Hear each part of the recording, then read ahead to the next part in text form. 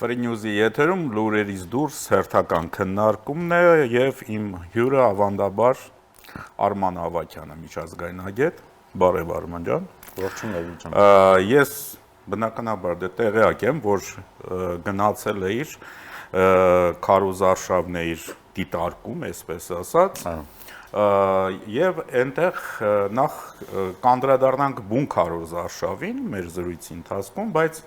ես նաև տեսա այն ռեպորտաժը Free News-ի լրագրողի հարցերին ի պատասխան, որտեղ դու մի շատ հետաքրքիր բան ասեցիր։ Ժամանակի մենք դրան անդրադարձել էինք, բայց ավելի հպանցիկ էինք անդրադարձել։ Հիմա էլ ավելի ակտուալ է դարձել, որովհետև այս ամեն ինչի սոուսով ինքը ավելի ակտուալ է դարձել, հրատապ է դարձել։ Այդ դղյակի պատմությունը 120 միլիոն եվրո, եթե չեմ սխալվում, այդ խնդրեմ դրան անդրադառնալ։ Գագիկ ջան, ուրեմն 2023 թվականից այդ գործը սկսել է լուսաբանվել ֆրանսիական մամուլում մասնավորապես, ուրեմն դա վերաբերվում է մի առանձնատանը, որը գտնվում է Ֆրանսիայի հարավի ծովափի եզրին, 120 միլիոն եվրո արժողությամբ, բավականին գեղեցիկ, շատ հեշտ է, հա, հերիք է անգլերեն գնել Սամվել Կարապետյան առանձնատուն Ֆրանսիա, կբերի, հա, եւ բոլորը կարող են տեսնել, այդտեղ բան չկա, արտառոց, ուղղակի ինչն է հետաքրքիր, երբ որ պարզվեց, որ եւ ավելի քան հավաստի լուրեր տարածեց The Insider-ը, որի մասին խոսեցինք նախորդիվ եւ արդեն մեր հեռուստադիտողը գիտի, ինչն է այստեղ խնդիրը, որ այդ առանձնատուն ուրեմն գրանցված է Սամվել Կարապետյանի անունով, ըստ մամուլի հաղորդագրությունների նա այնտեղ երբևիցե ոտք էլ չի դրել, այսինքն նրան երբեք չեն տեսել ոչ հարևանություն, ոչ մեկը, որ օգտվի այդ մեծ առանձնատնից եւ սանկցիաների այդ ուկրաինական պատերազմի շրջանակներում սանկցիա դրվեց այդ տան վրա, ինչ այն պատճառով, որ ֆրանսիական կառավարությունը հանգամանալից կասկածներ ունի, որ իրականում այդ առանձնատունը ոչ թե դե ֆակտո կարող է, հա, թղթի վրա նրա անունն է, պարոն Կարապետյանի, բայց իրականում պատկանում է Գազպրոմին, եւ բոլորս շատ լավ հասկանում ենք Գազպրոմը ասել թե կռեմել, եւ ըստ այդմ արգելանք է դրված այդ առանձնատան վրա, եւ ֆրանսիական կառավարությունը այն պահում է սանկցիայի տակ, եւ ըստ այդմ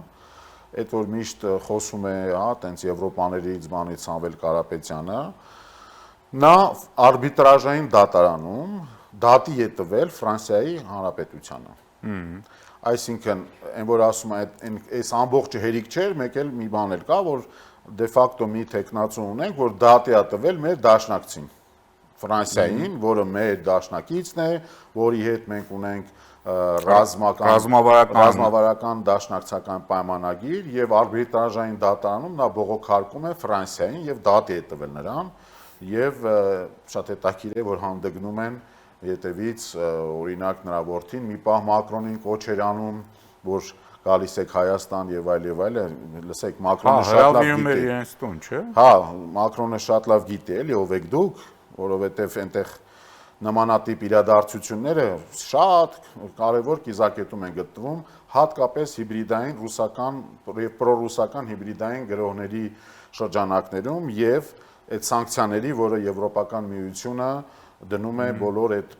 մերձ կրեմլյան, այսպես ասենք, օլիգարխների վրա։ Եվ բնականաբար գաղտնիք չէ, Գագիկ ջան, որ երբ որ դու ունես մեծ գումար, երբ որ դու միլիարդատեր ես, երբ որ դու նույնիսկ ասում ես ոչ միայն քիչ է, այլ նաև մի 800 միլիոնով էլ ավելացրել եմ իմ եկամուտը, պետք է նաև պատրաստ լինել այն իրողության պատասխան տալու, որտեղ դու եթե միլիարդատեր ես Ռուսաստանում, ապա դու միլիարդատեր ես, որովհետև Կրեմլը դա ուզում է։ Եվ շատ են դեպքերը, երբ որ մարդիկ ընդամենը իրենց անուն եւ ազգանունն են դնում, ոնց որ տվյալ պարագայում այս առանձնատանը, մի գույքի վրա, որը իրականում պատկանում է կրեմլյան շրջանակներին, ես տվել պարագայում Գազպրոմներ, ասել կուզի, որ այդ ամբողջ հարստությունը այդպես հեշտությամբ պետք չէ վերագրել մեկ մարդու եւ նույնիսկ եթե վերագրում ենք մեկ մարդու, նա առանց Կրեմլի համաձայնության եւ կառավարման դժվար թե կարողանար այդ ակտիվները A ստեղծել, B պահպանել։ Ամեն դեպքում մենք նշենք, որ մենք քննարկում ենք մի թեմա, որի մասին մամուլում կան տեղեկություններ։ Բնականաբար։ Ես ինչ որ ասեցի, սրանք որ նա արբիտրաժային դատարանը դատի է տվել Ֆրանսիայի Հանրապետությունը, դա 2023-24 թվականից ի վեր կարծեմ թե կարող է ինչ որ ամիսներ կամ այսպես կոնկրետ չնշեմ, բայց դա փաստ է։ Անհերքելի, մեր հեռուստադիտողը կարող է տեսնել համացանցում եւս, մասնավորապես Ֆրանսիայում, ասենք Le Monde, Le Figaro թերթերում դա տպվել է ժամանակի ընթացքում։ Բոլորը Ֆրանսիայում գիտեն, որ Սամվել Կարապետյանը պրոռուսական պուտինյան օլիգարխ է, եթե ուզում եք դա ասեմ, դա էլ կարող եմ ասել, որտեղ այդպես էլ ներկայացվում է եւ այդպես էլ ըստ էության կա, որովհետեւ չես կարող դու Կարգի ջան, նա պայմանագրեր ունի, անշարժ գույքի պայմանագրեր ունի Մոսկվայի քաղաքապետարանի հետ։ Նա տենդերներ է շահել Մոսկվայի քաղաքապետարանից։ Հետևությունները թողնում եմ ձեզ։ Այդ ինչպես ստացեց, որ նա շահեց, այլ ոչ թե ուրիշ մեկը, եւ ինսայդերը կներես, մատնանշում էր, որ նա բավականին առատորեն կերպով տենց բան է արել, չէ, կաշառել է։ Շնորհակալություն հայտնել։ Կոպիտ ասած, շնորհակալություն է հայտնել նմանատիպ բաների համար, որպեսզի շահի այդ տենդերները։ Ընդ որում ինսայդերը նաև նշել էր, եթե չեմ սխալվում, Գագիկ Ծառուկյանի անազգանը, որը նույնպես էլի ուներ ինչ-որ շինարարական կազմակերպություններ, նաև Մոսկվայում։ Այո, եւ այդ առումով դե այդ լույսի ներքո արդեն մի տեսակ պարզ է դառնում այդ բոլոր կապերը, նրա ջերմ հարաբերությունները մեծ եղբայր կամ փոքրիկ եղբայր Պուտինի Լուկաշենկոն, եւ այդպես շարունակ էլի բոլորը ըստիս կառավարվում են նույն կենտրոնից։ Ընդ որում մենք հիմա կանդրադառնանք նաև Քարոզարշավի ընթացքին, բայց քանի որ Լուկաշենկոին հիշեցրիր, ես հիշեցի այս երկու եղբայր, եթե sense կարելի ասել, Պուտինն ու Լուկաշենկոն կռիվ էին խաղում, այսինքն անում էին միջուկային ուժերի համատեղ ինչ-որ փորձարկումներ, թե ինչեր, հա, եւ որոնց Ռուտեն պատասխանեց, որ եթե միջուկային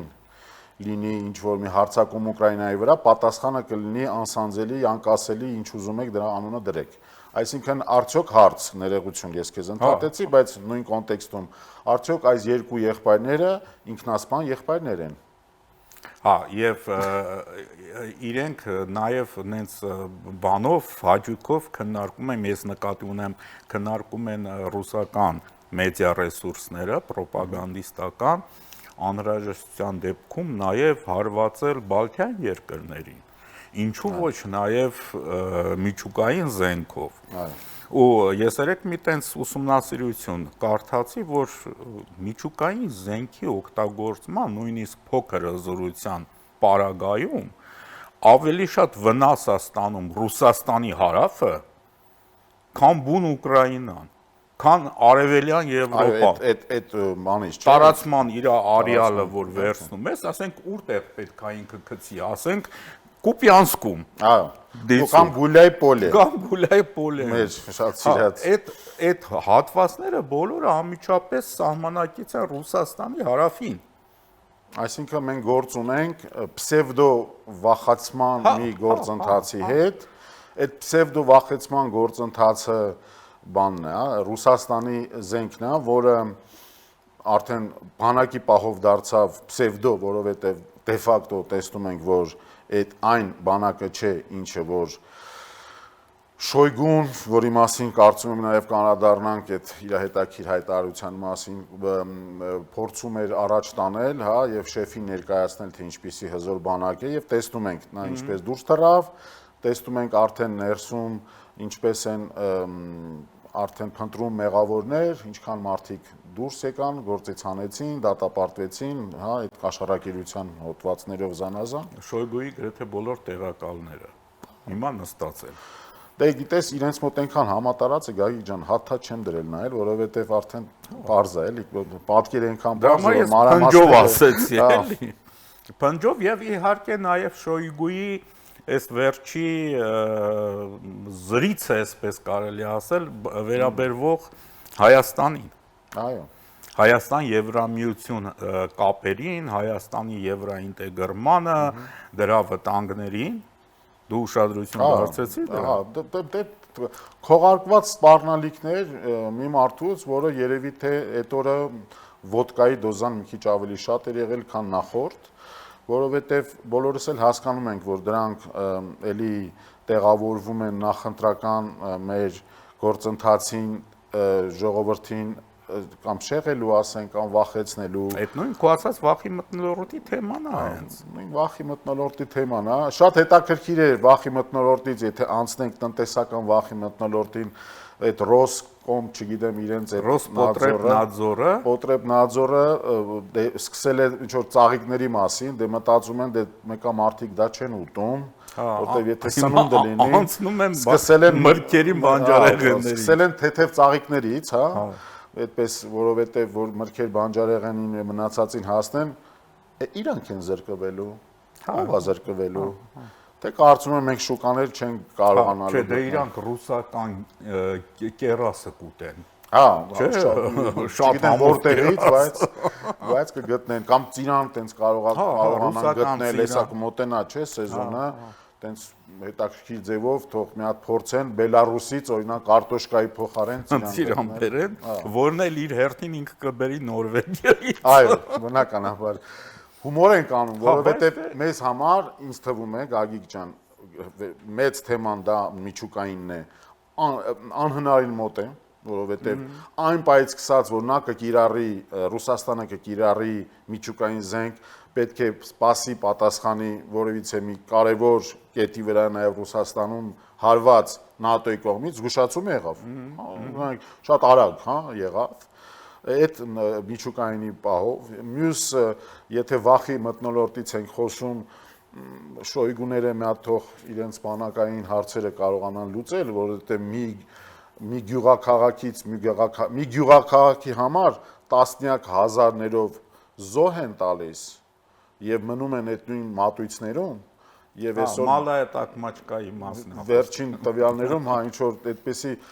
ուկրաինական գյուղաքաղաքներ ենք սկսել ճանաչել, որ չգիտեինք էլ, որովհետեւ պես ինչի ենք վերածել այդ պատերազմը, որ չեն կարողանում ոչ մի ձև առաջընթաց ապրել, ուր մնաց թե կարողանան ընդլայնել այդ ինչու ներողություն արտահայտությանը Սիրիայում ընդլայնեցին, Սիրիայից ինչպես գեղեցիկ դուրս եկան։ Հա, ինչ եղավ, հա, վերջի տվյալներով այդ թե Իրանում իրենք ինչ-որ օգնություն ցուցաբերեցին հողի վրա, որ մենք չիմացանք։ Իրանց մերձավոր դաշնակից Իրանը։ Հա, խոսում ենք բոլոր մերձավոր դաշնակիցներին եւ դե Հայաստանի մասին էլ չենք։ Հայաստանի մասին բնականաբար ինչ խոսենք, ու այդպես էլ ջերմուկում չտեսանք ոչ Օդեկաբեն, ոչ մեր ռուսական ռազմավարական ռուս դաշնակիցը, որպես այդպեսին, որտեղ մենք նաեւ ունենք, չէ, ես չեմ սխալվում, չէ, մենք ունենք նաև պայմանագիր ունենք, որը վերաբերվում է ոչ թե Ղարաբաղի, Լեռնային Ղարաբաղի տարածքին, այլ Հայաստանի Հանրապետության տարածքին, եւ չեղավ այդ պատասխանը բոլորս էլ գիտենք, այդ էլ վախի դոմենից։ Հիմա նոր եկել են եւ աշխատանքը վարվում է լրտեսական ցանցը, որը բացահայտվում է, դե ինչ խոսք, այստեղ ամենատխուրը նա է, որ լրտեսների շարքում մեր հայրենակիցներն են, որոնք շատ հետաքրքիր ձևով, հա, բացահայտվեց եւս մեկ դեպք, շատ հետաքրքիր ձևով, սենց իրենք նաեւ կարողանում են լայվեր անել եւ հակազդել, հա, այսպես ասած, երբ որ արդեն քննչական կոմիտեն, թե ինչքանով հասկաց ԱԱՑ-ն տարածեց տեղեկատվություն։ Այսօր առավոտյան արդեն խոզարկություններ իրականացնում, քննչական գործողություններ։ Խոսքը այդ Մայր Հայաստան դաշինքի կամ համար 2-ն է, հա, այդ մեր Անդրանիկ այդ երեք երագլխանի այդ երեք գլխանի դերից մեկի երկրորդ համարն է այդ ցուցակի, որը բարձեցին, հա, այդ գումարային մեծ փաստորեն մարդը գումարով ծախել է իր հայրենիքը, ասել կուզի ծնողներին, ընտանիքին, արդեն ծախել վերջացել է, չէ՞, որտեղ եթե դու հայրենիքդ ես ծախում, գերագույն արժեքը դու ծախում ես։ Դե ամեղության կանխավարկածը իր տեղը ունի, քանի որ քննչական գործողությունները քննչական առաջ գնա, բայց տես ինչքան առերևույթ բաներ կան, որոնք հրապարակայնացվել են եւ այդ ուղղությամբ չեմ կարծում թե մեր ծառայությունները, մեր ԱԱՑ-ն կամ ընդհանրապես քննչական կոմիտեն ժամանակ ունեն կորցնելու, հրապարակելու մտածածին տեղեկություններ, այո, պահենք կանխավարկածը, դատարան նիստ ընթանա, բայց իմ համար ավելի քան պարզ է, որ այդ մարդուն մենք տեսել ենք, թե ինչպես է նա գնում եւ ռուսական ալիքներով, բացահայտ կերպով, prime time ժամանակին ամենամեծ հաղորդումներում եւ վատաբանում մեր պետությանը, վատաբանում իր պետության ղեկավարին ամենաստոր բառերով, գիտես, այստեղ հարցը նաեւ վարչապետի այդ ղեկավարի ֆունկցիան է, որ դու վիրավորում ես, դու գնում ես ուրիշ երկիր։ Դա մեն լրտեսը կարող է։ Ես մի բան էլ ասեմ, իրենք բոլոր այդ մեղադրանքները հերքում են։ Ինքն էլ հերքեց, Նարեկ Կարապետյանն էլ հերքեց։ Մի հատ լավ բառ են օգտագործում, արխային եղեք, այդ արխային բառը լսել եք, չէ՞։ Ոնց որ թե արխային եղեք, ետևից էլ կարող է նույնիսկ ասեն Պուտինի արև, որովհետև արխայինը, հա։ Ոնց որ կարծում են թե Սամվել Կարապետյանը ասեց սուտ է։ Ավելին, նա ասեց շանտեղ մի դրեք։ Շանտեղ էլ մի դրեք, հա, շանտեղ էլ մի դրեք։ Պուտինի արև, հա, ոնց որ հարց է ծագում, որովհետև այդ արխային լինելու փաստը մի տեսակ շատ արխային էին, որ վարչապետ կարող են դառնալ, մի տեսակ շատ արխային են, որ դա սուտ է։ Արխային էին, որ իրենց Ռուսաստանի քաղաքացի լինելու փաստաթղթեր չեն երևա։ Այո, եւ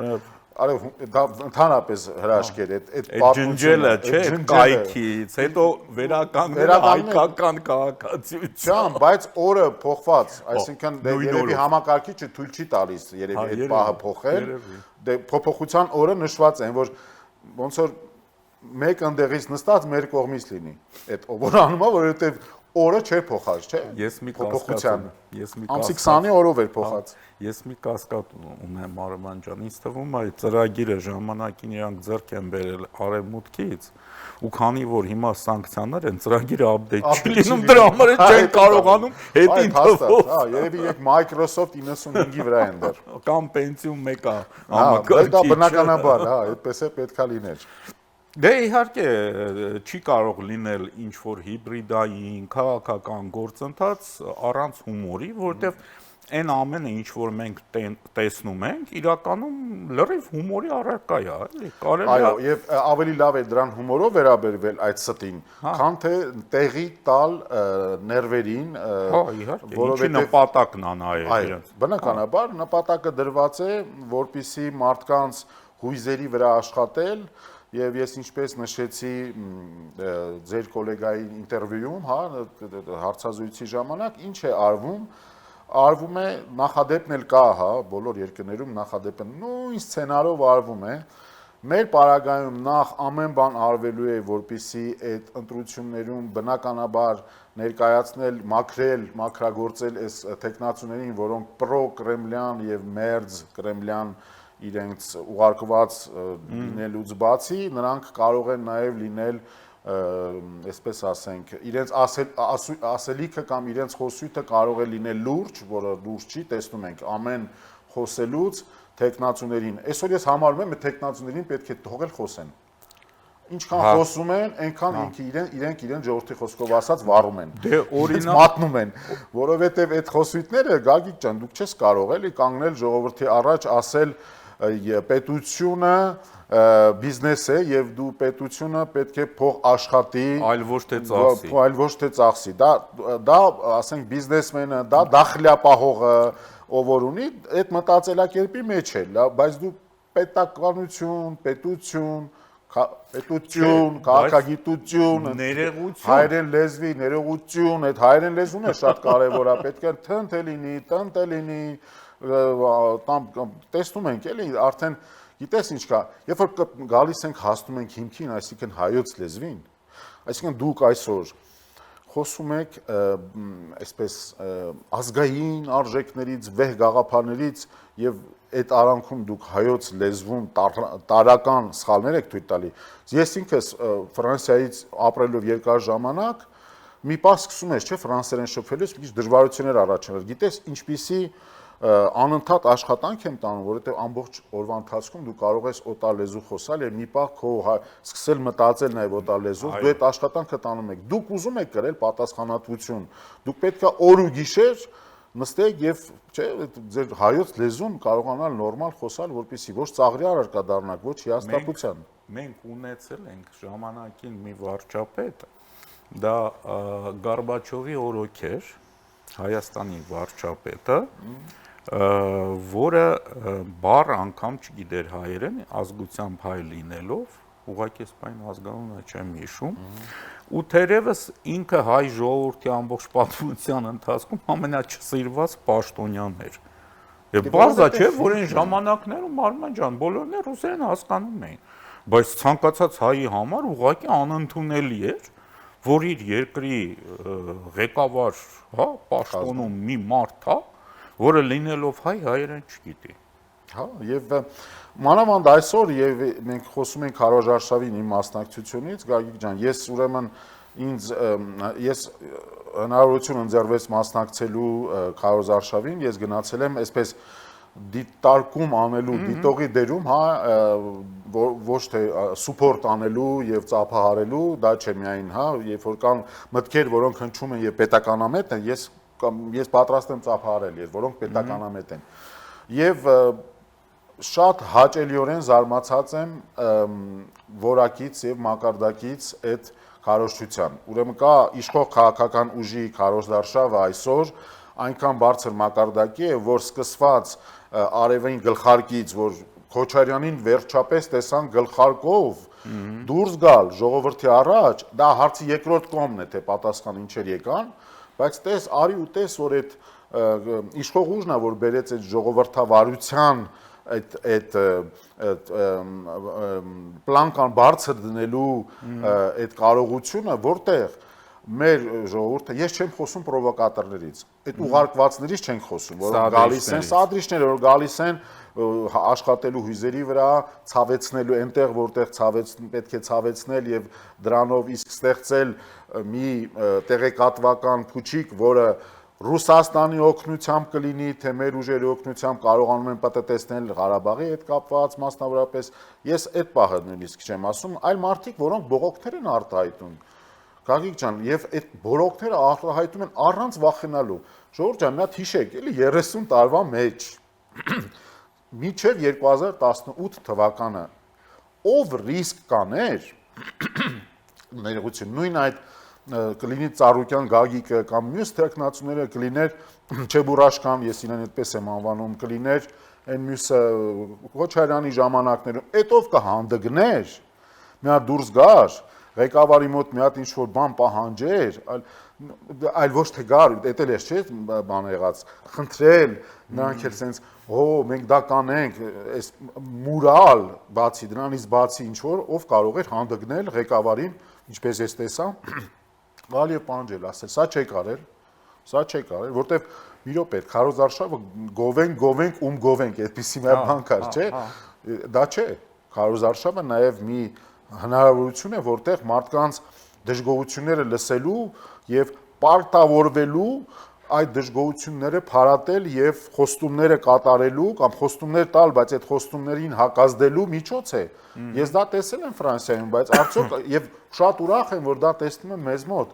Եվրոպական երկիր ենք մենք դե ֆակտո դառնում եւ ըստ այդմ դու տես հետաքրքիր ձևով նույն այս մեր օպոզիցիոն ուժերը ինչպես են կրկնօրինակում, սկսած այդ ավտոբուսներից, այդ գլխարկներից, այդ ժողովրդի առաջ դուրս գալուց, մատ հիշեք, այդ մարդիկ երբ են տենց դուրս եկել քայլել, երբ են տենց դուրս եկել խոսել, հա, պարզա մարդիկ կան, որ տենց վառ գույներով սիրում են, կամ վառ կարմիրով Երևան, այդ դեռ չեն հասկացել, որ դա հակացուցված է քարոզարշավին, բայց մեկ այդ մարդկանց էությունն է, բայց տես մի նախագահ, որը դուրս է եկել իր այդ բանից, այդ դերից, այդ լուրջ երկրորդ նախագահ դերից եւ դուրս է գալի ժողովուրդն է գալիս ասում են դուք օրինակ մարտի 1 է կարել, նա էլ խառնվում է իրար, չի կարում պատասխանել, մեկ էլ հոп բացահայտում ենք, որ մարդը 30 տարի ստեղ է, հələ հայերեն լեզուն լավ չի տիրապետում։ Արման ջան, ողջունելի է, որ իրանք դուրս են գալիս։ Ողջունելի է, հա, թող սովորեն, դե ես շատ քիչ եմ համարում, որովհետև ժողովուրդը տեսնում է էլի իրենց խոսույթները, այդ причем հայերեն ռուսերեն բառեր են դեռ գալիս, որոնց դեմը կառնենք ժամանակի ընթացքում, հատկապես որ գալիս եմ այստեղ, այդ ամբողջը հետ է գալիս, չէ։ Մեղադրանքները, հա, երևի նկատում Չէ, գիտես ինչն է, այս մարդկանց այդ խոսույթներն են, վտանգավոր խոսույթները պետքա բանի տեղ չդնել, շան տեղ չդնել, տվյալ պարագայում են մեկի ասացի պես, այդ ադրբեջանցիների ինքան տականք բաներ են, խոսույթներ են, այդ ադրբեջանցիների գալ։ Դու ուշադրություն դարձրեցիր, որ այդ խոսույթը անգամ օգտագործում է Մարիա Զախարովան։ Հա, ասելով։ Սադրիշների թեմաները, հա, որ են կնոջ հետ են բանավեճի մասին, ինքը դրա լսի, դու քո երկրի արտաքին գործերի նախարարության պաշտոնական ներկայացուցիչն ես, դու ինչ գործ ունես կամ իրանց լեզվով ասած какое твое собачье дело, ինչ է խոսում քարոզարշավին մասնակցող վարչապետը, ասենք Հայաստանի Հանրապետության քաղաքացու հետ։ Ու ինչ գործն է։ Կամ փող արտգործ նախարարի ինչ գործն է паспорт սեղանի հայտարարություններ տված նյութեր մեկնաբանել։ Դու պատկերացնում ես ինչպիսի, այս պետք է մեր հերոստատիտողը ֆիքսի, ինչպիսի կարևորություն է իրենց համար այստեղ դնել իրենց մարդուն։ Հա, դուք հասկանում եք, չէ՞, փող արտգործ նախարարը մեկնաբանում է տեխնացուներից մեկի քաղաքացիության լինել չլինելը, այն որ ակնհայտ է, որ 24 ժամում փոխել են։ հա, Չէ՞, թող դա շատ ծիծաղելի։ Աստորեն, այսինքն ոնց որ նախադեպերում, Գագիկ ջան, այդ հիբրիդային պայքարում բռնվում են այս մարդիկ։ Ես մի բան էլ ասեմ, Արման ջան։ Դու գնացել ես, նաև դիտարկել ես մի քանի օր ընտրությունները քարոզարշավը եւ մի բան ասեմ, որը իմ սեփական համոզմունքն է, ոչ մի քաղաքական ուժ չի կարող հաղթել ուժի ներկայացուցիչ առավել եւս Նիկոլ Փաշինյանին փողոցում։ Չի կարող, որտեղ Նիկոլ Փաշինյանը որպես ռետոր ուղղակի իր հետ ոչ ոք չի կարա ոտ գցի։ Եթե վերցնենք զուտ ռետորական արվեստը, ես չեմ ասում եմ փաստերի մասին խոսալ, արածի մասին խոսալը, մնացած ամեն ինչը։ Ըստ իս ղեկավարը նաև երբ որ նայես հուզմունքներից էլ ենք խոսում, ինքը կարելի ասել ոչ թե իրեն հաջողվել է, բայց բնականորեն ստացվել է, որ ինքը ժողովրդից մեկն է։ Այդ բանն էլ կա, հենց այդ է։ Եվ չկա քաղաքական դաշտում թերևս այդ օպոզիցիոն դաշտում այդ ստերի դոզան այնքան շատ է իրենց մոտ, որ դա դարձել է իրենց, ինչպես ասեմ, իրենց առօրյան։ Այսինքն նրանք նույնիսկ երբ որ փորձեն մի ճիշտ, մի լավ խոսույթ առաջ տանել, դժվար կլինի նրանց չի ստացվելու։ Եվ այս մարդիկ սկսել են, սկսած այդ նույն կալուգացի օլիգարխից, որը տեսնում ենք, էլի ամեն խոսալու ժամանակ մի անգամ ավելի շատ բարձ է դառնում, որ մաքսիմում նա բիզնեսով կարող է զբաղված լինել, ինչ գործ ունի քաղաքագիտությունից, վերջացած այն շուտվանից եկած, այն դաշնակցական կամ չգիտեմ այդ իրենց դաշինքներից եկած քաղաքական գործիչներին, որ ամբողջը պարուրում են ստով։ Ու շատ գեղեցիկ կերպով այդ սուտն էլ վերագրում են իշխանությանը, որը իր մեակուլպան, այսինքն իր սխալները միշտ արտահայտում է եւս, որտեղ որ սխալվել է, չէ՞։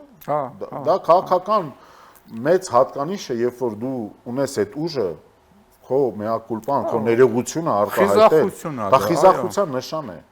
Այսօր դու նայի Քոչարյանը որ հարցում է ներողություն խնդրել։ Մարտի 1-ի հարցում տես ինչպիսի